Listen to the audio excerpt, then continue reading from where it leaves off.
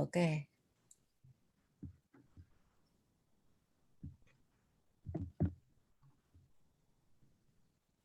Okay. All right.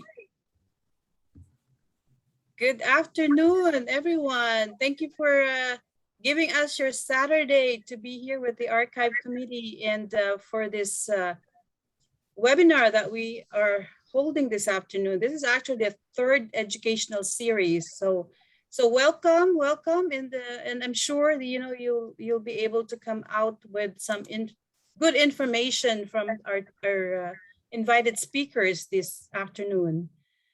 Next slide, Ate Rose.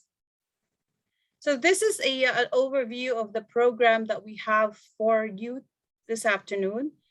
My name is Lily Beth Tulang Cuevas. I'm the archive chair for 2020-2022. And it is my pleasure to welcome everybody. So let me have the next slide, Ate Rose. Just to give a shout out to the people that will be helping us this afternoon. Our chat master is Nieves Soriano. And our Zoom masters, of course, Dr. Rose Estrada. I'm her backup. And our Zoom access is from our PNAA Zoom through Carol Robles. And she is currently going to be inducted this evening, so she's not able to be with us, but we thank her for providing us this Zoom access. So next slide. So without further ado, I would like to introduce our moderator for this afternoon. And she hails from Pennsylvania. She is a former president of PNAA Pennsylvania, and she has been a loyal member of the PNAA archive since way back when Majuvi Solsi was chair of the archive committee. And she is, this is her first time to moderate, so be gentle with her. But she's excited to be here, so I'm proud of her. You know, I tried to have our members take turns to be able to do this, and this is an opportunity for her. And we had talked about, that this is going to be an easy breezy, because she's been a president and she's going to be able to do this for the committee. And thank you, Mary Lou. So without further ado, let me hand this over to Mary Lou Arozena.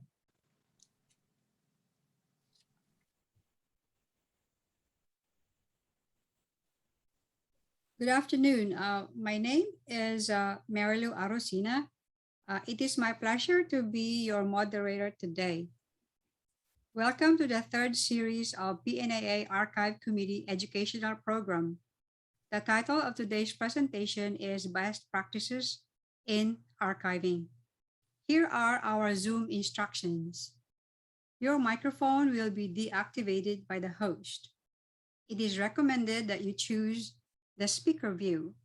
You should be able to type in the chat feature of Zoom found at the bottom of the screen for any message you want to impart to the chat master.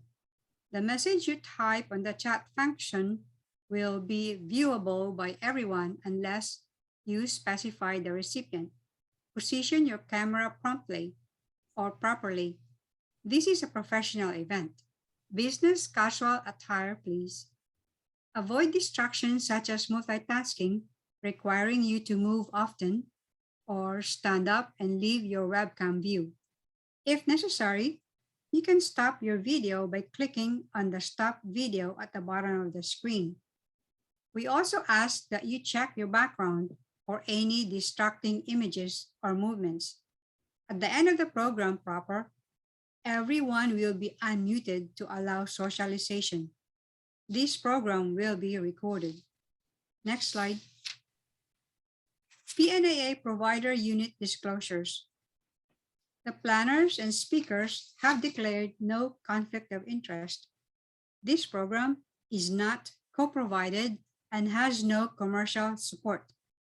Accredited status does not imply endorsements for ANCC of any products or services. Philippine Nurses Association of America Provider Unit is accredited as a provider of nursing continuing professional development by the American Nurses Credentialing Centers Commission on Accreditation, page 613. Next slide, please. Criteria for awarding contact hours. Attendance to the entirety of the program is necessary. Completion and submission of the pre-test and post-test with a passing score of 70%. Completion and submission of the evaluation form. Contact hours of nursing continuing professional development certificate will be awarded after satisfaction of the above criteria. Contact hours for this session is 1.25.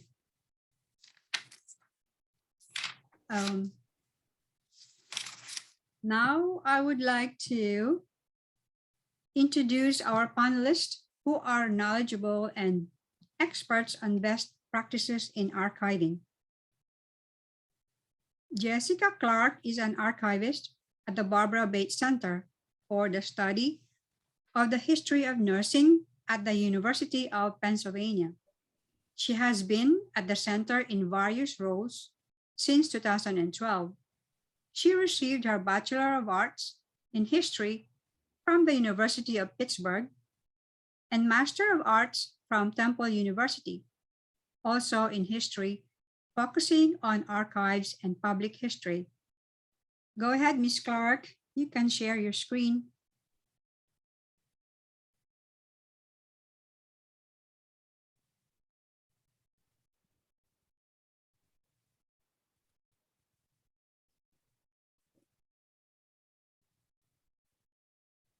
Okay. Thank you, Mary Lou. I'm happy to be here today. The goal of my presentation on best practices for archiving your records is to provide some tips and advice to get you started as you begin looking at your records, whether you end up working with an archival institution or you maintain an archive of your own records within your chapter. The heart of your organization's memory is in its records. It is reflective not only of the PNAA, but is reflective of where your local chapter is and your region's needs and activities. But you need to act to save your materials. And this includes things like original letters, agendas, minutes, reports, things of that nature. And I want you to think about how your records have been kept. I've seen the gambit of how organizations keep their records.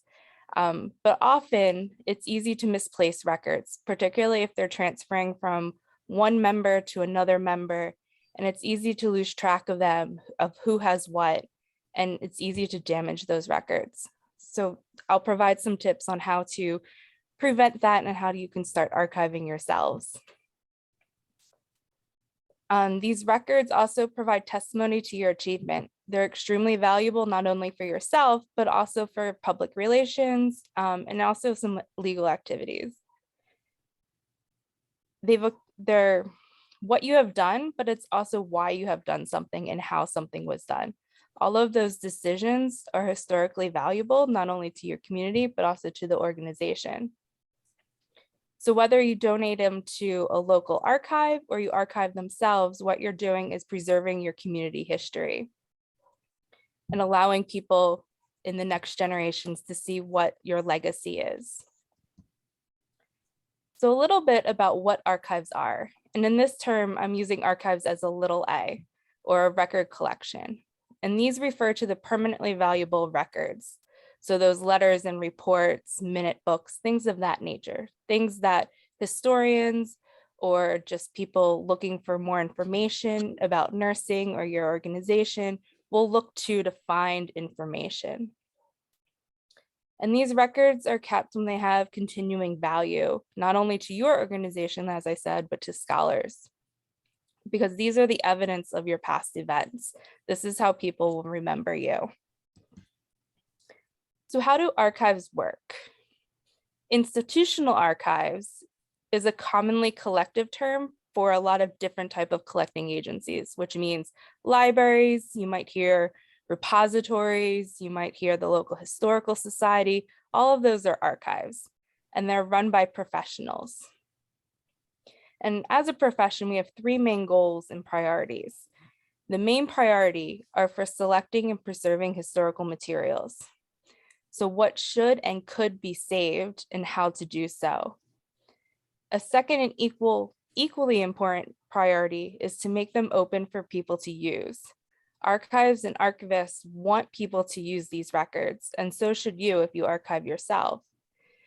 Otherwise, why are we saving them if we can't have somebody view them? Archives don't exist for the past. People from the past can't use these records, but people in the future can. So that's what we're really trying to do here. And the third priority is the care of these records to ensure that these materials will be available for years to come. So then what documents should be kept? You should really focus on records that best illustrate the purpose, activities, and policies of your organization. This normally represents an end product, so that final report or that final flyer or agenda meeting. That's not to say you shouldn't keep the brainstorming notes or the early drafts of things, but the end product is a critical piece, not only for yourself, but for future users of the records. So what we're looking for is the collection of stuff. It's not simply individual documents without context. We're looking at everything that went into an event or a meeting, the correspondence and memos. All of that has important information, not only for you as a chapter, but also for people down the road to know how things were determined and decided. So when you start looking at your records, think of things as a collective unit, not just individual pieces. And ideally, these records should be inactive. That is to say, they're no longer regularly used for routine business or things that aren't routinely looked at or referred back to. Depending on how many records you might have, you might want to think about a time period for when you can archive them, when things aren't going to be called over. That way you're not holding on to things and trying to keep things active that you really don't need to be saving right now. Somebody else can deal with that, or you can put them off to the side in a separate room and not have to continuously haul them around. Some records, though, you should keep on hand at all times. Those things include tax documents or financial documents. Those things have legal consequences, so you might want to hold on to them longer and not consider them inactive, even if you don't use them.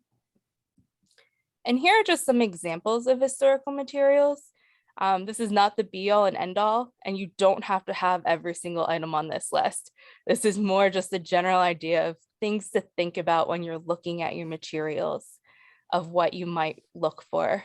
So articles of incorporation, organizational charts, photographs, newspaper clippings, things of that nature.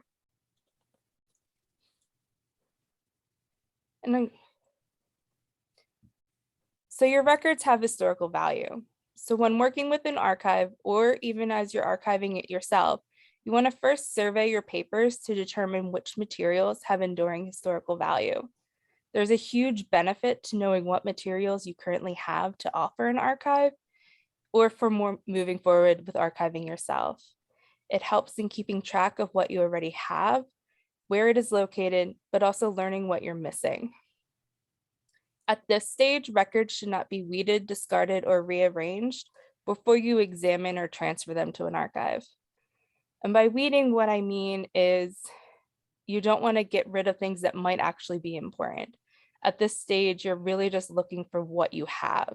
Later down the road, you can start getting rid of duplicate materials, extra copies of things that have somehow ended up into your chapter records that aren't actually pertaining to you, such as if you worked with another organization or another community event and you're getting their newsletters even long after the event is over, you don't necessarily have to keep them for your own archive. And this applies to both paper and digital files. So here are some additional tips for preserving your records. Whether you go with an archive or you preserve yourself, you want to start small. As I had said, you want to start looking at everything you have, but you can go box to box. Start with the stuff that you know about, the things that you see all the time, and then think about where more things could be. As you grow your collection or your record of stuff, you can reach out to other former members, current members, things of that nature to start finding where you're having little gaps. If you're missing a couple years of flyers for an event or a couple years of minutes, perhaps somebody else has kept them and you can track those down. But for right now, you want to start small. There are also benefits to storing in a cool, dry, and temperature stable environment in so much as possible. CDs, VHSs, paper, photographs, all are damaged with large temperature or humidity swings. You can, by decreasing the large range of humidity and temperature differences, the more stable the item is. You also want to try and keep things out of attics and basements when possible, and to keep away from areas that flood. I know that's not always possible. The basement is a great place to store things, but maybe not put them on the floor. Maybe have them a little bit off the floor. That way, in case of an emergency or disaster, those documents aren't destroyed completely. They're not the first thing that might get wet or in the way and accidentally tossed. So you want to also clearly label that these are the chapter records, just to keep track of things. And you also want to keep food and drink away from the records whenever possible, or if you're going back to view something. The little crumbs and the little spills can attract not only the paper onto the paper themselves, but it can also attract insects and rodents that do like to eat paper and things of that nature. So a more clean, sterile environment is better for them. And here's some more tips for organizing your files is to label and date your folders. You want to flag and restrict confidential material whenever you know. It's also a great idea to start identifying your photographs, the individuals who are pictured, the event, and the date. Sometimes everyone knows what's going on in that photo, but in 5 years, maybe not everyone knows who's in that photo anymore. So when you can, if you can go back and start IDing some of these key events, so people in 10, 20 years in the future know why this photo was taken and who these important people are. And I always recommend using a light pencil on the back to try and avoid using pens. Sometimes they can bleed through, and also not to press too hard into the photo so you don't get those raised bumps in the back. I also recommend making a list for each carton as to what files are contained, and again, the dates. And if you pack the boxes or you use a filing cabinet, keep them the way you normally had them. There's a method in the madness sometimes of how you organize it that's unique from institution, from chapter to chapter, organization to organization. So don't rearrange the wheel if you don't have to. Keep things together, but make a list and an inventory of what you have. And here's just a sample of what an inventory could look like. This is something from my own collection, so there's a lot of acronyms in here, but it's in general giving you the broad overview of what's in this box, some dates. It doesn't have to be super detailed, but it gives enough information that you can go back yourself to find something, or when you give it to an archive, they know exactly what's in these folders or thereabouts what's in those folders. And it really just helps everyone and researchers to view what you have. Just a little bit of before and after photographs of what can be done with your records. And I'll just briefly mention what a repository or an archive can offer you. An archive repository, as I mentioned, are where professionals care for and preserve historical documents.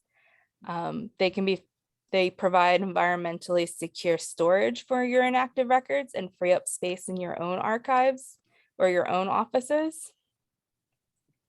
And more importantly, for a lot of reasons, it provides easier access to researchers. who want to use your records. It becomes the archive's responsibility to make sure they're available and that we have open access. Researchers can come in when they want to. They're not scheduling in 3 different locations trying to find these things. It's all stored in one location. And it takes the responsibility of handling preserving materials onto ourselves. But there is value in archiving your records yourself. So I'm not gonna try and sway you either direction, but just to start thinking about what you can do with your things. And for more information and some resources, I recommend looking at the Society of American Archivists. This is a professional organization I'm a part of, but they do a lot of outreach to make sure people are aware of what archives are and what types of records you can look for, and some great tips for starting yourself, or for if you want to work with another institution or another archive, they have advice for moving forward with that. And also the National Archive and Records Administration, NARA, have some great resources for archiving, preserving records for yourself. They're really intuitive about getting the message out that records should be saved, and it doesn't necessarily matter where they're saved, just that they become saved. So feel free to ask any questions in the chat and later on, or after the program, if you think of something, feel free to reach out to me. I'm happy to help you guys in however I can. Thank you. Thank you, Jessica. Thank you, Ms. Clark. Bottom line is that archival repository is important to preserve your records by professionals for the future generation, and that this will provide researchable access to the records by both members and the public. Now, our next panelist is Dr. Jennifer Dizon. Dr. Dizon works at the Duke University Health System as an informatics nurse system specialist. She is the team lead of the preference card coordinators, who are primarily responsible for maintaining records contained in preference cards. Preference cards are used to streamline surgical procedures. She was the PNAA secretary during Vicky Navarro's term. She was the 4th chapter president of the Philippine Nurses Association of North Carolina. During that time, initiated the archiving of the chapter's documents, including educational brochures, minutes, and documentation of activities. Due to this effort, she was invited by Dr. Phoebe Andes to join the PNAA Archives Committee, which at that time was an ad hoc committee. Currently, the archiving of the Philippine Nurses Association is under the care and directives of the Archives and Promotions Committee. Go ahead, Dr. Dizon, you can share your screen.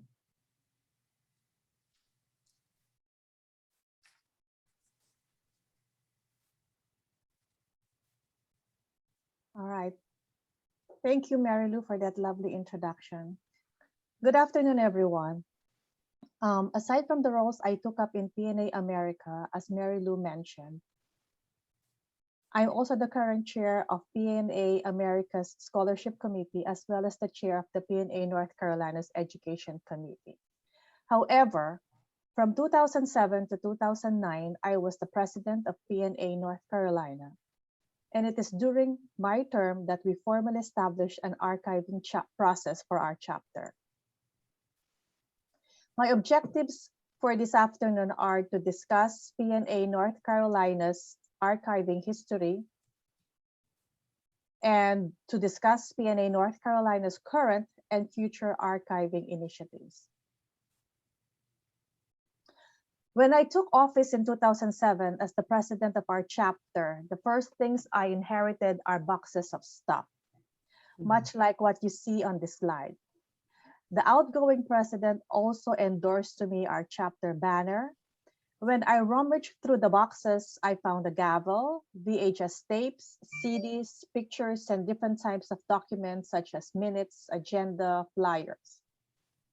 As you can see, our chapter, like many chapters, are archiving already, but not in an organized and meaningful manner. Well, at least our previous president saved the documents. After I saw what were in the boxes, I got overwhelmed. So for several months, I ignored these boxes. They were in our garage. In the meantime, I was accumulating my own things related to the business of the chapter. Every day, I would see these boxes in our garage, and every day I asked myself, what do I do with this? It annoyed me there was no organization with all the things I received. Until one day, I just braved it and sorted through the boxes. Now, these were the steps I took to begin the archiving. First, I sorted through the boxes, just trying to get a grasp of what I have. I started making piles, such as a pile for papers, a pile for CDs and VHS tapes, for pictures and other miscellaneous stuff. After after I got a sense of all the types of artifacts and documents I was able to sort, I could now determine what to purchase to start the organization, which led me to the second step, which is purchasing the binders, file tabs, and other filing materials. I created labels for the binders and the categories for the documents, such as a tab for minutes, a tab for financial report, a tab for flyers, and so on.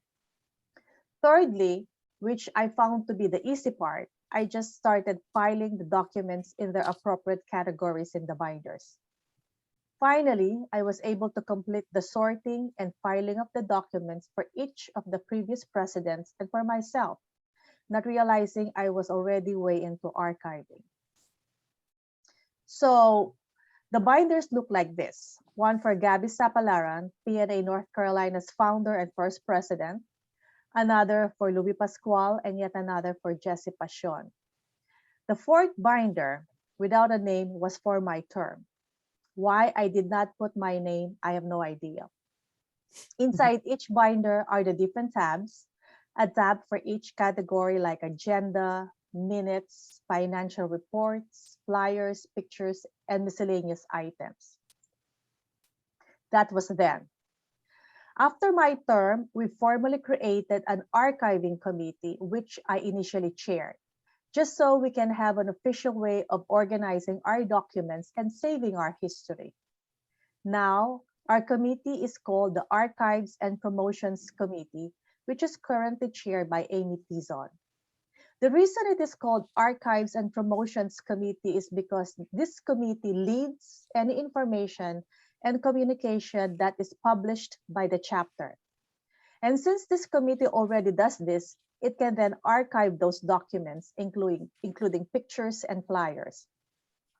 Then, when our secretary sends the agendas and minutes of meetings to the officers, Amy, as an officer, receives these documents too, so she will archive them.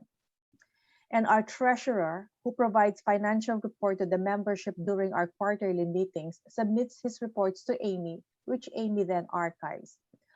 All these activities currently are done electronically.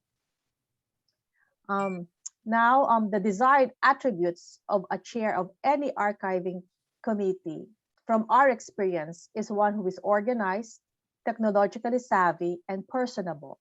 And of course, these are all attributes of Amy. Amy is also our webmaster. She maintains the organization's website. She is currently mentoring another officer, her co-chair, so there is a continuation of the effort and knowledge of archiving and maintaining a website. So this is Amy's process. She has an external drive currently. In the drive, she has a folder for PNA North Carolina. Each category is in its own folder. Take note that she organized the folders by year and not by president. Further, in each year, she organized them by, for example, financial report, flyers, minutes, pictures, and so on. Our future plan is to scan the documents in the binders I previously showed you so we can have electronic copies and save them on the cloud, including the ones that Amy has in her external drive. There are several options to save on the cloud. There is OneDrive, Google Drive, Amazon Web Services, and other cloud saving or archiving companies. But based from our experience, and a desired feature of ease of maintaining and accessing documents, we prefer Dropbox. So Amy's next step is to propose to the PNA North Carolina Executive Board to set up a paid Dropbox account and to decide who will have access to the account. It's important that more than one person has access to the account so that if the primary person is unable to access it for whatever reason, at least we have a backup person who can access it. So this is currently where we are with our chapter's archiving committee or archiving initiatives. Now, these are sources that provide good information on archiving. And that is all we have. And I thank you for your attention. Thank you, Dr. Dizon. Great info about your chapter archiving. We hope that the participants for today's webinar will be motivated to start their own chapter archiving. And if you have already started, you can continue with it. This session is now open for the open forum discussion and Q&A. Our suggestions is that you can write your questions in the chat box. This box will be monitored constantly. Nieves Soriano and Dr. Lilibeth Cuevas will be looking for your questions. Please direct your question to the specific panelist who you would like to answer your question. So while you are typing, we can start with the first question, and this question will be for Ms. Clark. Regarding archived photographs of organizational activities, how do we best preserve hard copies of photographs? It's a great question. I recommend keeping them together by event. You can put them, they sell plastic sleeves. You don't have to do that. You can keep them in envelopes, but as long as you label the outside of the envelope so you know what it is. And if you can eventually go through and identify the people or the event or even the time and the date for it, even if you can't do it for each and every photograph, that would be helpful. And if you ever decide that you would like to start digitizing them, it'll be helpful to have that information of when the event was, what the event was, and that they're already organized into little smaller piles. So you're not looking at a giant box of 100 photographs. You've already organized them a little bit. You can start small and work your way backwards or forwards. And you always just want to keep things simple. You don't want to start something that you realize you have to change or something like that. So start small, start organizing them into envelopes, and start those small tips. And then you can learn more about the process as you go. Thank you. Any questions out there, Nieves? No? No. Oh, okay. Well, I have the second question for you, Jessica, Ms. Clark. When surveying paper documents, there are appraisal template or a standard process to assess documents before discarding them. Is there appraisal templates or standard process to assess documents before discarding them? There are some available online, and I'm happy to share specific forms that you could look at, but really you can do it yourself if you look at a document and see what value there is. So the easy ones are the minutes. You can appraise that yourself, and things like that. It's mostly when you start to get questions about, is this important or is it not important, that you could really look at an appraisal form. There's also easy chapters online, like small little reports that give more tips and more details about what to look for in a document. You're really looking to see how useful this is, not only just for you, but in 5 years, will somebody see this document and think that there's something important in there? So it might not always be the quick, easy answer of this is a minute or a report or a flyer. Sometimes there's a little more investigative details into it, but it's not really until you know what you have that you can, all of what you have, before you can start doing that appraisal process. Okay, thanks, Miss Clark. Okay, this question is for Dr. Dizon. What is your biggest challenge in chapter archiving?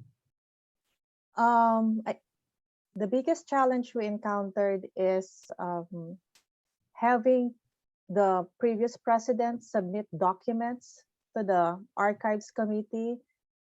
So when I was the archives committee chair, I'm having to ask the presidents, email them, or ask them personally for documents that they have. And I think that's the biggest challenge, follow up. And also now that we have set up an archives committee, it's now trying to label everything, because for now they're all in groups of documents like minutes, agendas, and flyers. I think the next challenge for Amy, I think, is for her to be able to go down to the details of those events. So, but the biggest challenge was trying to get all presidents submit their documents. And as I said, an archives committee chair has to be organized, savvy, and personable, because sometimes they are busy, and you just have to keep asking. Thank you. We have another question for you, Dr. Dizon, since I don't think we have questions here in the chat. My next question is, do you have policy procedures in your chapter archiving? Not currently. We are actually in the process of putting together a policy and procedure for archiving, not only for the archiving committee, but for the other committees. There is a draft right now, but it hasn't been formally reviewed yet by the executive board. Yes, but we do have a draft for archiving, a policy and procedure. Thank you. Any questions there, Nieves? I guess we'll have a quick webinar. Anyway, Dr. Dizon, what would be the key takeaway you would want our participants to have? I think the key takeaway is that if you don't have an archives committee yet, I think that's the first step. Put together an archives committee, because without that committee, no one is going to direct you in organizing and saving your history. Thank you. This is for Ms. Clark. What is the takeaway you would like the participants to know? I would say it sounds more intimidating than it actually is to start archiving your stuff. You might get intimidated by all the things you have and where they could be, but if you just start small and start looking at what you have, it becomes much more manageable. And if you have questions, even your local archivists are happy to answer them. Even if you're archiving yourselves or if you go with an archive, both archivists types are happy to answer them. As I said, we're happy. We just want the record saved somehow. So even though it seems intimidating, it can be easy once you get into the rhythm of it. Thank you. Nieves, I think we have a question there. Would you like to read it? Okay, there is a question. How can you erase the past presidents from submitting? This is from, I don't see the name.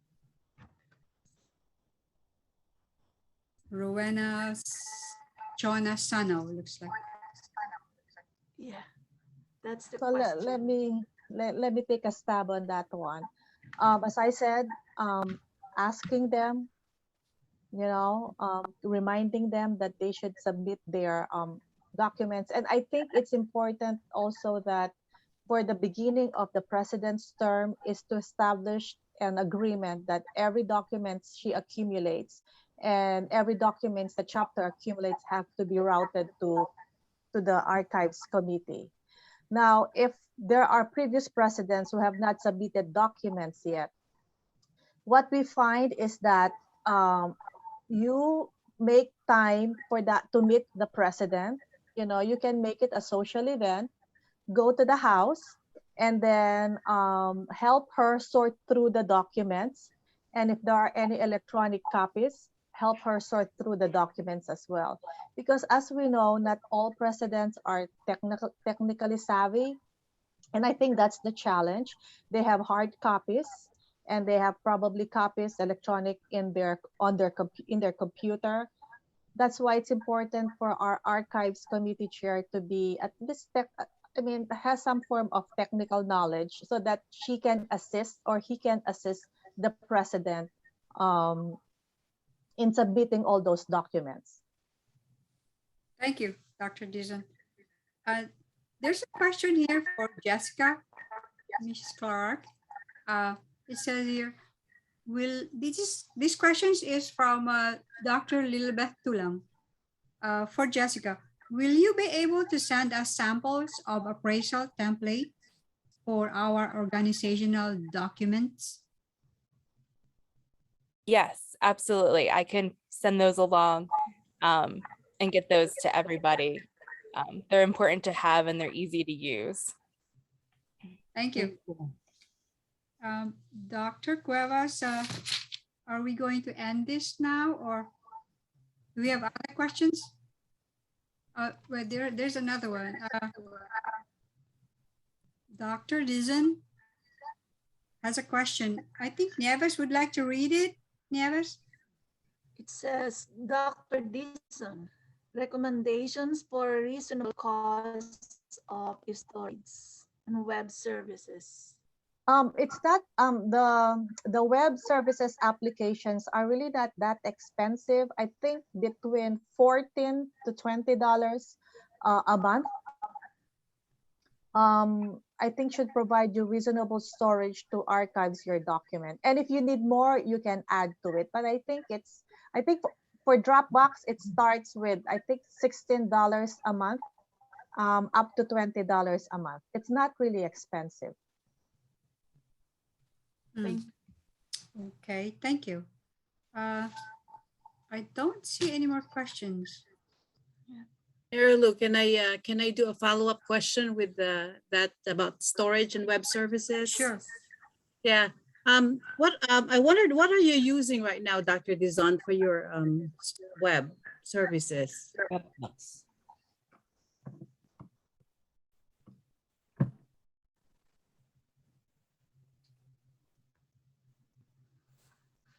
Yeah, unmute yourself. I'm unmuted. I'm sorry. Can you Oh, hear me? okay. So that's I'm not really aware of what web services Amy is using for our website. If who asked the question, I could ask her and provide you that information. Yeah.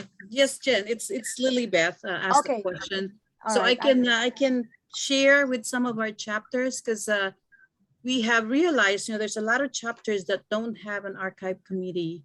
And the real reason why we have this educational series is because we have to do the educational piece of it to increase awareness. Like, what we have to encourage them to start. So if we have as many resources that we can provide them, and that might facilitate them to actually initiate their own chapter archiving. And I do appreciate you sharing that, information, because even though at this point, what PNAA has been around 50 years, 40 years, amazingly, there's only about 12 or 13 of the chapters who actually have an form of archive. So we have a long way to go, as far as increasing that awareness. And I appreciate you, sharing your journey with PNAA North Carolina. That's the reason we wanted to do this. And of course, you know, individually, some people may not think it's really essential. You know, some people may think, you know, this is just one of those tasks that we have to do as leaders or as president, if you're president of the chapter.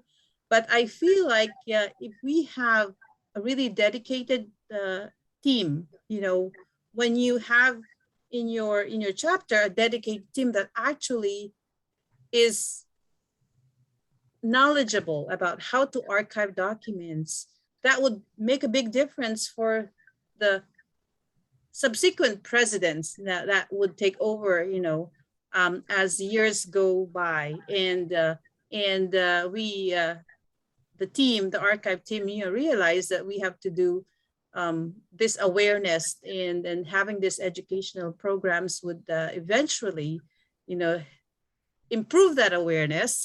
So in the beginning of 2020, I sent out a survey. That's how I realized, you know, that we didn't have much of this archiving in our chapters, and I felt like if we do the survey in the beginning and after we did this 3 educational series, I'm gonna see what the response or the outcome is if we in fact increase this awareness in our chapter members. Now, based on the first series that we did, you know, back in March of this year, and then we had one in June, and then now November, I have noticed that the participants are varied. Some have attended all 3 sessions. Some probably just attended the first session, and then maybe just the second session of this education series. So I'm curious, you know, what the survey would be at the end of this. So of course it's going to be shared early next year, as far as, you know, if we had done a good job in having this educational series really increase the awareness of our members, and hopefully more of our chapters will be initiating their archiving. So one last follow-up question for you, Dr. Dizon.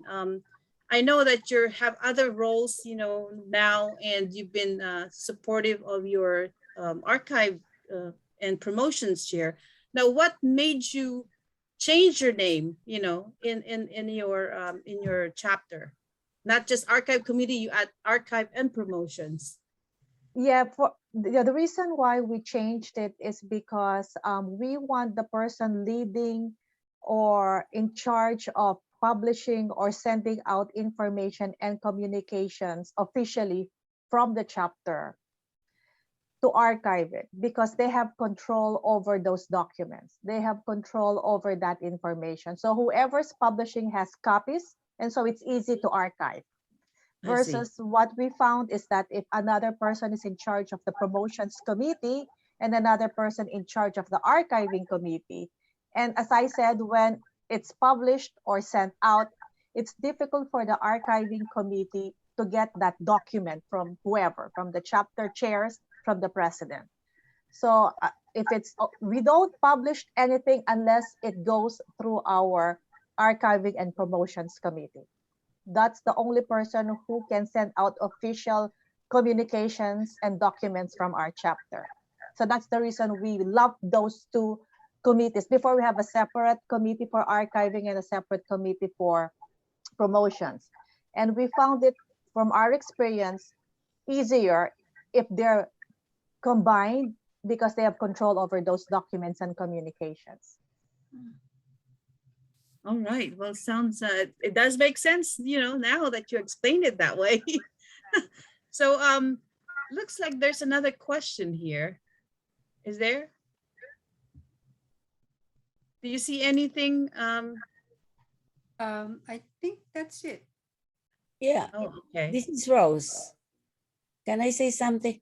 Yes. Marilu, I Yeah. think in your chapter, you know, where did you have your archiving right now? I think you have done an excellent archiving.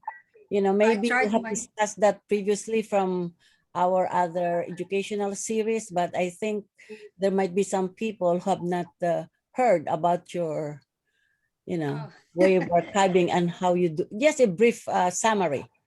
Okay, thank you. I actually contacted UPenn. That's where Jess is, Miss Clark is. So I also contacted the Dennis from UPenn, and he helped me open up our archives. So I collected all our documents, whatever I could gather from the previous presidents, and I sent it to UPenn. And I started, Jess actually sent me the gift deed paperworks, and I sent it back. So that's where it is. Actually, I'm just waiting for UPenn to acknowledge that they got my documents also, and just waiting. I guess they're too busy right now. I was But- gonna say, I was gonna email you next. Yeah. We got it in yesterday. Our Thank- it's linked. mailroom was a bit slow from the pandemic still, so it is on your way to get Yeah, the official eventually. acknowledgement. This is Jennifer. Can I ask a follow-up question to Jessica? Sure. Yes. So we are at the point where we're saving our documents on the cloud. And Mary Lou mentioned that she contacted UPenn to archive their documents. So how do you suggest initiating to have like a university archives our documents so that it's available to everybody? We just don't want to keep it on the cloud for our personal use. We want to share it and let everybody know our history.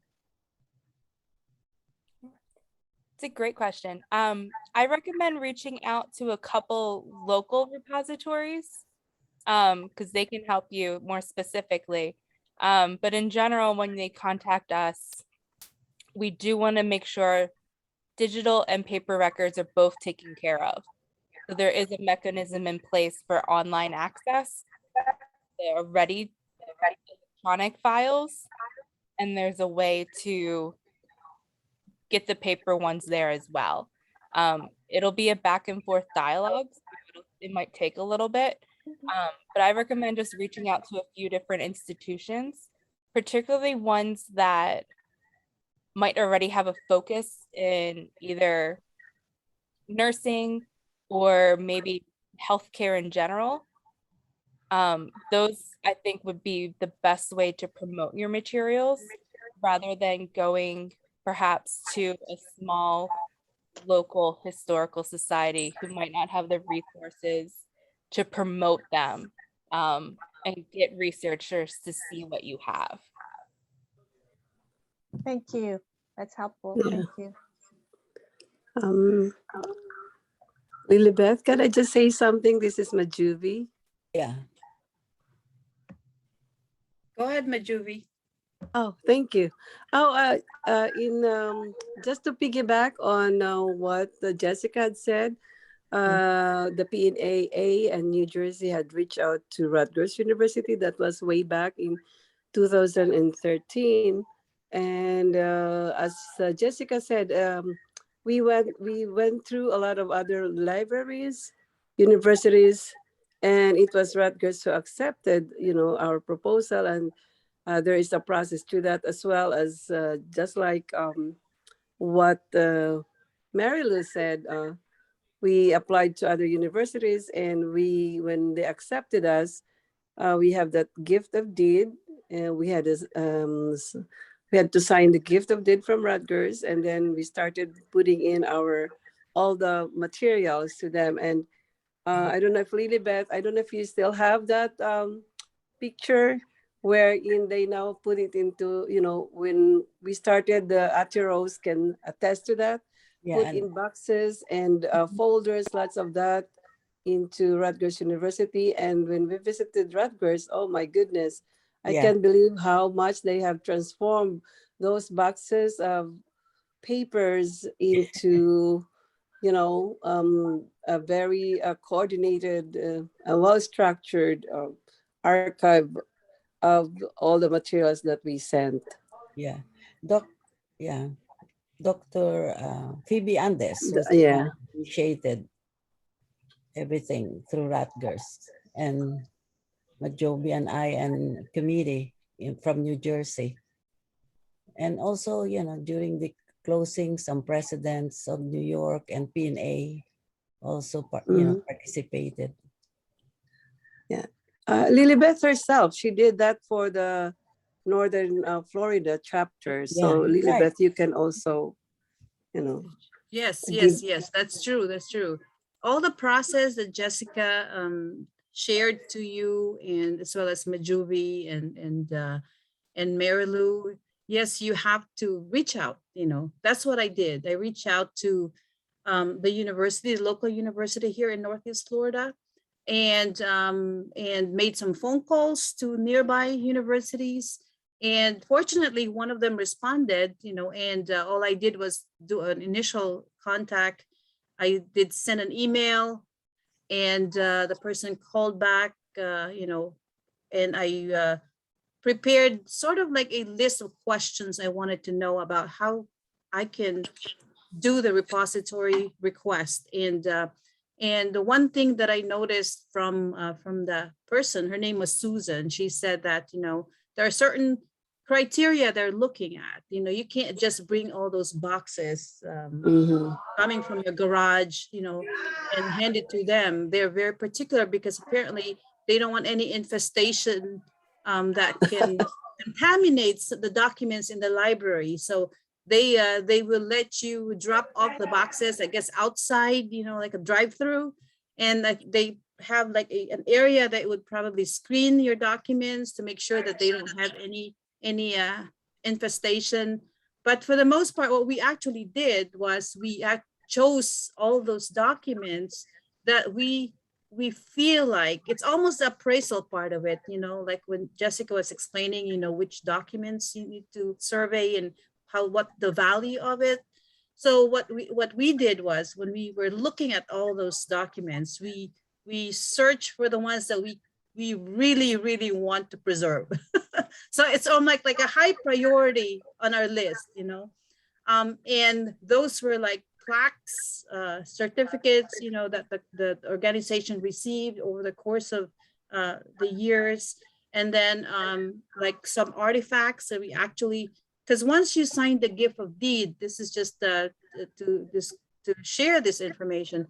Once you sign the gift of deed, you're actually donating that to the library. It no longer is yours. But for us, we'd rather have it preserved properly in an institution such as a library that knows how to take care of those artifacts, knows how to take care of those documents, because you want that preservation to last for a long time. And if you think about it, if you put it in your own closet or in your garage or in boxes and all that, after so many years, something happens to it, either it's moist, or maybe the artifact has chipped, or the artifact has lost its luster.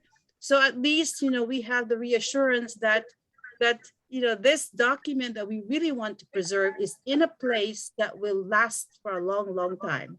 So just to know, that everybody to know that once you sign that gift of deed for a repository to a library, you're giving that treasured item that your organization had to them for preservation. And they will give you a link, and you could still retrieve the information from the library. That's true. That's true. They will provide you, if you want to access your own documents or artifacts that you have submitted, they will give you the link for that. And the same thing with the one with PNAA, when we had that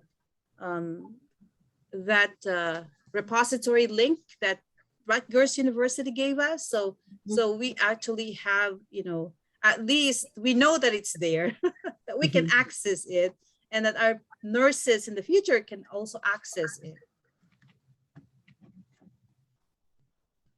Thank you, Lilibeth. Lilibeth, Dr. Cuevas, I think Dr. Jen Aying has a question. Okay. I know Dr. Aying and, Dr. Could Phoebe you read Anders. it? It says here, let me pull that from Dr. Ayin. Could we connect the archive materials to Rutgers so Rutgers could access all these documents? Yeah, looks like Majuvi answered that, right? Majuvi, you answered that question. There is a link that Rutgers University provided us so that we can access the records. Yes, that's correct, Lilibeth. And actually, anyone can access. If you're doing research, you can just access to that link and you can find the materials. That's from the presidency of No, all the record. Can I say something? oh, sure. Yeah, there she is. Yeah. It's Phoebe. Phoebe. There's Ate Phoebe. Yeah, good afternoon, everyone. This is Jenny Aying. The question is if we could connect all the archives materials from the PNA Pennsylvania, PNA North Carolina into the Rutgers, if the Rutgers could have an access to these records, it's like gonna centralize so people could access the Rutgers centralized, not to go through the PNA North Carolina or to PNA Pennsylvania. But if this are centralized in the Rutgers, we could have access to the documents. That's what my question is. Jenny, Phoebe, Dr. Andes, I'm not sure. This is Rose Estrada. Did we try to ask permission from Rutgers if we could archive all our documents to Rutgers before Dr. Andes? I'm not sure. Okay. I'm Phoebe. I'm here. Yeah. That was the suggestion of Rutgers because they cannot accommodate all the chapter archives. And their suggestion was each chapter will develop their own archives in their locality. And then from the local, they can link to Rutgers so that if they are doing some research on the PNAA, they can actually link right away. Rutgers could say, okay, link to North Carolina, link to Pennsylvania, link to others, so that everything are going to be at least centralized. They have the linkage of all these chapter members. Yeah. But that was the suggestion of Rutgers. They cannot accommodate everybody. And I think Jenny was aware of that. That's why North Carolina was the first one to develop the chapter. And I congratulate you, Jenny. Yeah. You are very, very complete and organized. Say. And I like the idea of you naming it in addition that a promotion, because it's really very organized. It used to be archives and history, so that everything is being preserved as a history. But the word promotion now is really the term now that is up to date technologically. Thank you. Thank you, Phoebe. Yeah, thank you, Ate Phoebe, for that response. Dr. Aying. And Dr. Aying for thinking of other. But the other thing too, I know before, like during was that Edith Abrams' term as the archive chair, we have the website, and at that time, like Jennifer, Dr. Dizon, they were the first chapter that submitted to us all their documents, and it was included in our website. So maybe too, from our archive committee now, we could get the link from Rutgers, like if somebody wants to do some research, the link also from University of Pennsylvania, from Florida, all these links, through the other universities, if we have order links too, so that if we have some members, who wants to do some research on those specific topics, they have the links available.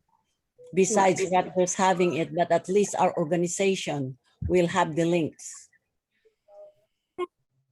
That is just my suggestion. Yeah, that's a great suggestion. Dr. Estrada, Dr. Andes, and Dr. Aying, we will certainly reach out to Rutgers and see if how we can facilitate that. As far as I believe UPenn, right, Marilu? Yes. You're in the state that you might want to follow up with them to see if you will be able to get that link. And also on my end, I will reach out to the University of North Florida and see if the link is already there. And I believe there's one more that's ongoing as far as repository is the one where Nieves is with the University of Wisconsin, right, Nieves? It's work in progress. Yeah, so we have chapters now that that are moving forward into archive repository, and I think that's what we need to be looking at, for our future. And for those chapters, they're still in the early stages, and you have a resource, the PNAA North Carolina, Dr. Jennifer Dizon, she has initiated that chapter, and it's been a long time now, and they could be a resource for you if you need some guidance as far as how to start chapter archiving. So do we still have more questions in the chat box? Yeah, I could laugh and at the same time admire the patience of Dr. Jennifer for saying that in order to get the manuscript from the past president, you go to their house. Not making telephone calls, emailing. None of the president, past PNAA president, do not respond. Now we have to go to their house and ask. I don't know if we have to go that far. They are adult, they're responsible. But, it's still a problem. We still have several presidents who have not complied. And maybe now, 10 years from now, begging. I think it's easy for us, Tita Phoebe, because we're local. But for PNAA America, they're all over the country. Yes.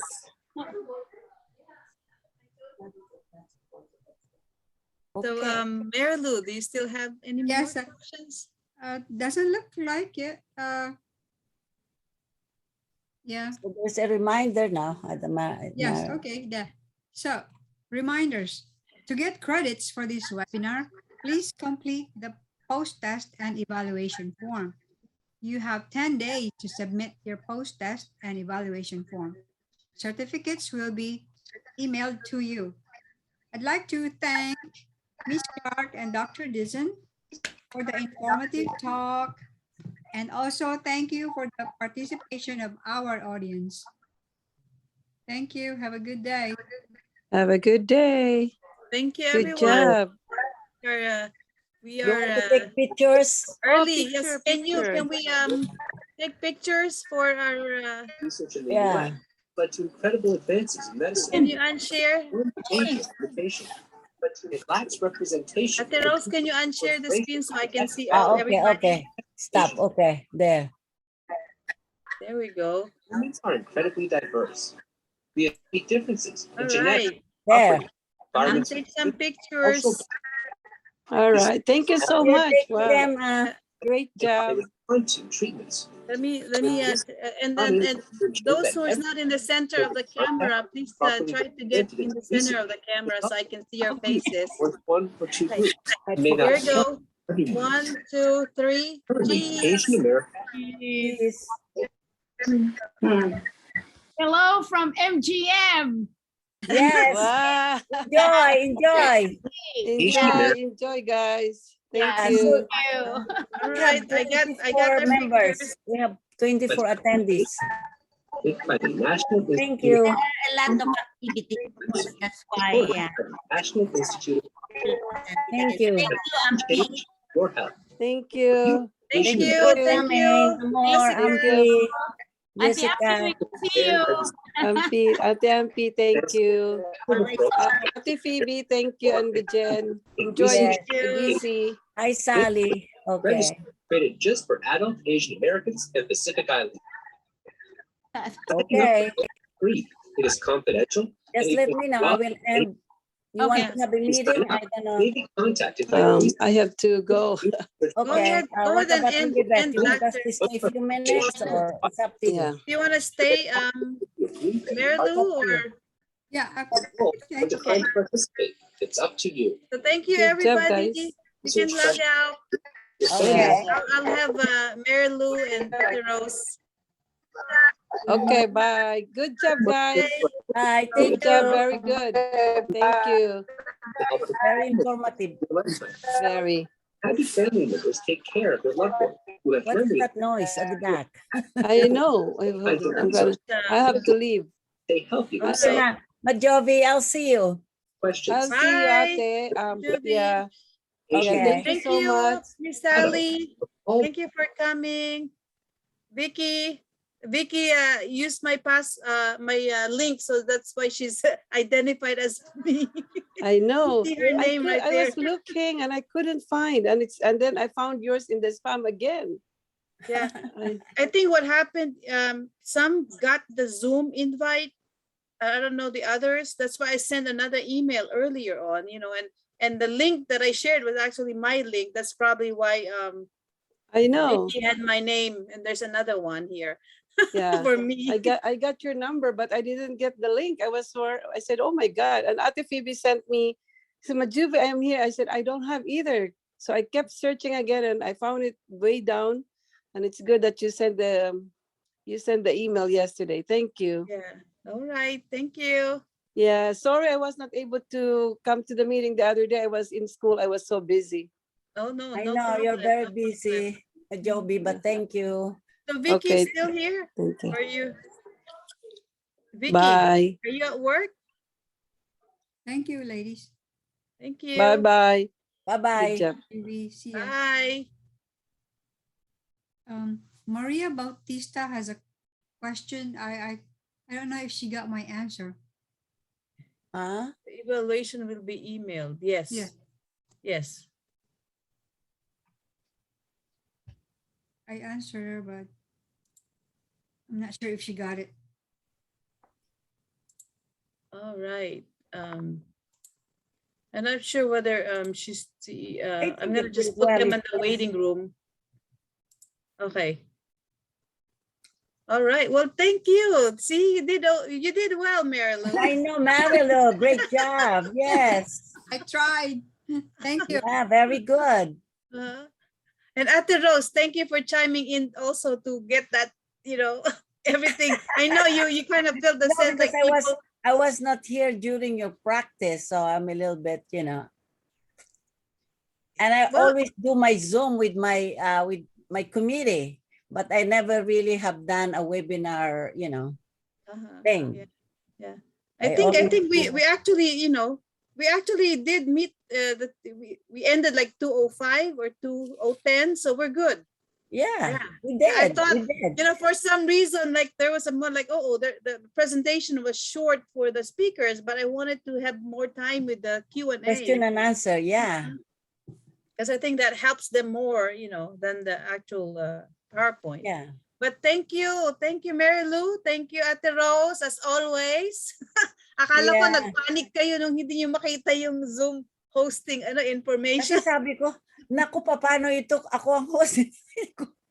Yung pala, kasi nung first time, I tried to copy and paste everything. Pero siguro copy and paste ayaw rin ng Zoom. Kaya it was not, it did not work. Katapos, I tried to do it ako na mismo maglagay. Ang nangyari naman, kasi there is always that 2020 Nurse of the Year. Kaya instead na yung year ang linalagay ko, yung year, linalagay ko ang Nurse of the Year. Kaya wrong. And then the next time when I talk to you, I reboot my computer and then start from the beginning, and that work. Oh, okay. So it actually went well. I'm happy. Yeah, it did. Yeah. So yung list ng some of those who registered, I didn't see them log in. Kaya I don't know whether they changed their mind or they had trouble logging in. Pero Yeah. I got a Zoom registration link. Meron ka rin, di ba, Marilu? Did you get the Zoom Yes. reminder? I received it. Yeah. Yeah, So- I just Ako, I saw received twice. it I too. lost the first one. Okay, so I don't know because I had to resend another email just right before we started, just to be sure that that they actually get the meeting ID and Papalitan password. ko na just in itong case. ko ngayon, yung background ko kasi natatakot ako kanina magpalit ng background ko kasi sabi ko baka sana ba yung Music. Baka aking- mawala kayo. Oo, baka mawala ako. Oh, ayan na yan. Yeah, you got it. Yan na. Got it. Yes. Lilibet, do you know Maria Bautista Smith's email? I have to look into that list that Carol sent me of registrants. Okay. Because she has a question. I don't think we answered her Oh, properly. it the says question? the evaluation will be emailed. Yes. Yeah, Yeah. it will be emailed. So I'm just waiting for Carol to finish her event today, so she'll email it tomorrow. Yung Oh. Yeah. post-test na evaluate. And the good news is you don't have to do a pre-test anymore. Good. Ano Wala na lang, post-test, wala na. Post-test and evaluation na lang. talaga? Oh, sabi ni Bridges, Dr. Siguro Bridges. na-change ang usually that is how the ANCC naman eh. I have been a member of the providership for a long time sa New Jersey. From time to time, they change their Kaya- So it's already, the link is available. It's just a matter of just sending it to whoever attended today. Yeah. Whoever But- needs the CE. Okay. I don't know if we are finished with this. I'd like to talk to you a little bit about the legacy. Okay. All right. ano natin. Thank you, guys. Thanks, Oh, Lilibet. no, you, you could Marilu. stay, Marilu, because this is the archive. Yung Oh, gallery yeah. natin. Okay, you could stay. Okay. No problem. Kasi what I did is there was yung sa nakita mo Marilu yung ginawa ni yung what we did with the flyer for the gallery. Yes. May comment nga si anong tawag nito si Mary Mary Joy. Joy. So what I did, sabi ko sa bagay na post mayroon ng posting pero I changed the background kasi gusto nila parang ganito daw sa natin sa PNAA kaya yung background chines ko lang naman ng white at saka yung blue yung blue na kulay na ganyan that is what I put in there. Ngayon nagsuggest na naman sila na yung link kasi kung may registration kasi yung flyer natin is just informational. Pero I don't know bang kasi kung may registration we could make a registration paggawa ko lang sa website natin pero that is it. Pero kung gusto rin nating yung mga online ba na pwede silang kung video streaming tayo or paano ba? That's why I cannot add anything. Mauna po yung registration, whoever wants to attend the Zoom Pero I have to give a link. I can get Yeah. it from I can create one. Yes. Pero kung hindi yun ang gagamitin natin, then Hindi kasi yun ang kailangan gamitin natin as the basic. Kasi some people may not want to do the Zoom, they just want to do the video streaming.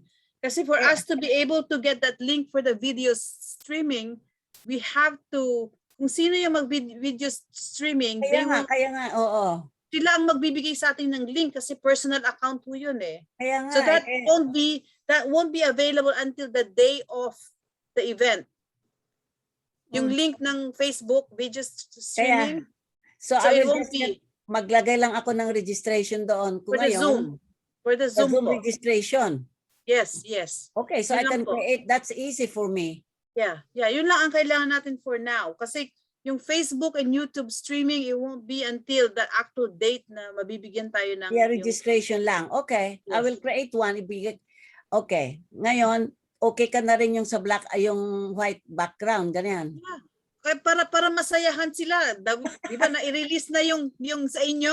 I-release Oo. din natin yung isa. I don't think it's gonna matter. It's the same information. So Pero para- dagdag ko nga lang yung registration. Kaya, yung link. Sige po. that's why I did not give it to them. Oo. Kasi sabi ko, Ako, okay lang kung dalawang kulay, you know? Kung yung isa, original, o yung ginawa nyo baka last. comment na naman sila rito. Basta ipadala ko na lang sa kanila. Kung mag-comment sila, pasensya na. Sabihin nyo na lang, it doesn't face me. Yung mga comments nila. Ano? Sabihin nyo na lang, it doesn't face me. It's not Doesn't affecting affect me, yung mga comments nila. Oh yeah, it The doesn't meet you. color, the motive, you know. Kaya talaga iba-ibang, we are different eh. Kaya syempre, Walang So okay lang ho. comment. Kung masaya si MJ dun sa isa, okay, palabas kasi si naman. Tatiana, did you see, I forwarded you yung ano ni Tatiana, nakita mo yon? Yeah, okay din ho sa akin yun. Wala, no Oh, problem. Okay, Yung that's mga the only thing. maliliit na details nila, gusto nila ilagay, no problem. Sabagay, 1 month, may 4 weeks. Pero alam mo, padala na rin natin siguro din sa sa Middlesex yung Kinuran. Yeah, yung Yun ano, ang yung copy. At alin yung saka gusto niyo New Jersey gustong padala ko? Yung colored o yung black and white? Bahala ka na. Hindi, pero kailangan kung sabi mo mayroon tayong registration, ang gagawin ko, ilalagay ko yung registration tapos i-test mo rin kasi first time ko maglagay ng registration Oh, doon. sige ho, sige ho. Kaya, And then that's the one that I'm gonna send. Tapos ipadala ko sa'yo, subukan mo mag-register if it will work. Kasi bago ko ibigay. Oh, sige po. Sige. Kasi Zoom ang Okay. sabi mo eh. Kasi kung yung wild apricot namin sa PNAA, PNA Foundation, yung aming technical person ang gagawa para sa atin. Okay. Yung registration lang. Pero Oo, yung ang Zoom registration. naman, pwede rin mayroong registration. Kaya it's not Mhm. Oh, so, Okay. sige po. It's for testing lang. Okay? Gawin ko nga siguro ngayon. Teka ate, bago kayo how was pumunta kayo dun sa building, kumusta na yung progress ng This is the progress pala ng Kasi naku Diyos ko, the other day, 2 days, ang FedEx, kasi wala, nung una silang pumunta, hindi nila sinabi na pupunta sila doon. Nung Monday yata, I forgot the day. Pagkatapos, tinawagan ko sila nung Tuesday, sabi nila, they will deliver, sabi nila sa akin. Sabi ko, what time? Sabi nila, you have to be there from 9 to 5. Sabi ko, I cannot be there from 9 to 5. Kasi it's a building. Kaya mabuti naman dito si Anthony, yung ating designer, nung na-mention ko sa kanya yon, sabi ko, bantayan mo lang kung may darating. Sabi niya, it's okay Rose, I'll try to stay here. Kasi alis na sana siya ng mga 3:30. Pero sabi ni Anthony, I'll stay here until 5 o'clock. Sabi niya. Kasi sabi nila, pupunta sila doon by the end of the day, 5 o'clock daw. Nakiusap nga ako sa kanila, can you text me? Sabi ko, 1 hour before. Kasi sabi ko, I have to travel and go. Alam mo, naghintay si Anthony doon, hindi rin sila nag-deliver. Oh. Kaya nung Martes, that was Friday yata or Tapos nung Monday, kaming dalawa ni tinawagan ako ni Teresa na she's going to the building. Di sabi ko, sige, pupunta rin ako sa building. Ewan ko kung Monday or Tuesday. Ngayon, pero sabi ko kay Teresa, may ginagawa ako kasi tatawagan ko na naman ang FedEx kung kailan ang delivery nila. And dumating sila ni Anthony doon sa building ng 11 o'clock. Alam mo ba kung nag-deliver na naman yung pumunta sila sa delivery is 10:30. Hindi na naman nila ako tinawagan. Oh, darn. Kaya ngayon ang problema, tapos sabi ko sinabi ko talaga kay Teresa, sabi ko talagang ako frustrated na dito sa itong FedEx na ito. Nandoon naman kami naghihintay, wala na naman yung FedEx. Kasi sabi ko hindi ako pwede dahil yung malalaking box yung dalhin, hindi ko padala ko naman sa bahay, masyadong mabigat. Mahirapan ako magdala-dala. Ngayon si Tess Damito, dahil nag-email nga kami silang dalawa ni Nini na kung pwede tulungan nga nila ako. Sabi naman ni Tess Damito, Tita Rose, ilagay mo, sabi mo na lang sa bahay ko na lang i-deliver. Sabi niya. Ngayon, kung sa bahay naman niya i-deliver, tatawag na naman ako dun sa shop. Sila ang mag-arrange, hindi na naman ako. At saka isa pa, si Tess, she's going to Washington DC. Kaya sabi ko na naman kay Teresa, kung ilalagay ko kay mas silang dalawa ni Nini. Si Nini is also in Washington DC. Kaya sabi ko, kung ibibigay ko na naman doon, magde-deliver, kasi 3 times lang daw sila magde-deliver na naman, hindi na daw, ewan ko kung anong arrangement, na walang mag-ano doon. Kaya sabi ko, kung i-ano ko na naman doon, kung walang tao na naman, di wala rin, useless. Pero nandoon si Anthony. Kasi Teresa nakiusap na lang kay Anthony, na i-deliver sa bahay ni Anthony. Nice. Kaya ngayon, ayan, kaya i-deliver kay Anthony. Kaya pag maganda So, na, ayaw ko lang pakita sa inyo yung litrato kasi sabi ni Teresa, huwag mong kunin na litrato muna, parang surprise. Sabi ko, pero alam mo ayun ang tatanong ko sa inyo, nag-picture taking ba kayo sa mga nailagay na nila? Oo, pero ngayon, hindi ko pa kinunan kasi ayaw niya akong pakunan, pero ngayon pupunta na naman ako dun sa Martes. Kasi may mga text pa ata sila, maglalagay sila ng mga text and di pa tapos yung text na mayroon signage na. Pero maganda na ho. Maganda na. Maganda na. Talagang Kaya lang magiging surprise ako. gusto kong kukuha ng litrato, sabi ni Teresa. Huwag kang kukuha. Sabi ko, kailangan yung progress. Sabi ko, pero wag. Kaya pag may signage na raw. Signage. Sige. Kaya pupunta. Kasi, sabi ko, ima-market natin yan Kaya kailangan ko kaya sabi ko, hindi, pero ayaw. Siguro maglagay lang tayo ng konti. Konti lang po. Oo. Pero maganda na, masutuwa kayo. Sige ho. Hintayin ko na nang matapos talaga siya completely. Oo, kaya nga Kaya nga sabi ko, maski na medyo disfrustrated ako talaga nung pumunta ako noon Sabi ni Teresa, parang masaya ka. Sabi ko, ito ba? Itong FedEx, sabi ko, mabuti na lang sa Amazon.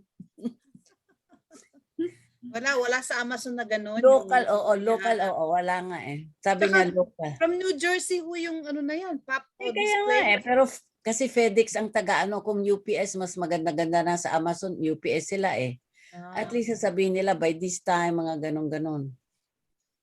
At least alam mo kung anong araw, hindi ka nalalabas. Kaya Teka, one more question ate. Nadala ba ni MJ yung award? Hindi, nakalimutan niya. Kailan niya ibibigay? Ewan ko. Sa walkthrough, kung siguro, kung sinagot ka na ba niya sa walkthrough? Ang mag-walkthrough ata is Carmina. Hindi naman siya nagsabi na siya.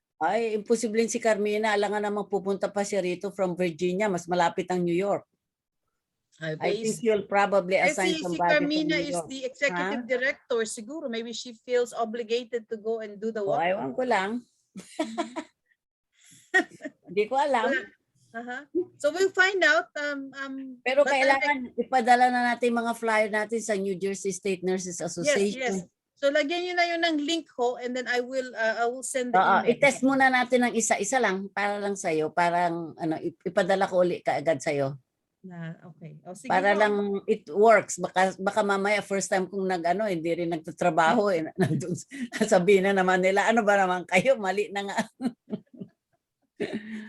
Okay? Sige. Thank you. Sige. Thank Marilu, you. very nice job. Thank you. I tried. Ikaw rin, Lilibet. Lahat ng trabaho mo, Diyos ko. Lilibet talaga Natututo na ako sa iyo. Yeah, I learned from her. Lahat tayo matututo. Tingnan si Marilu. Sa bagay, totoo yan. We learn from Si each Nieves, other. napipilitan din si Nieves kasi kinakabahan siya. Alam ko, at sabi ko na lang, don't worry. Magbabasa ka lang.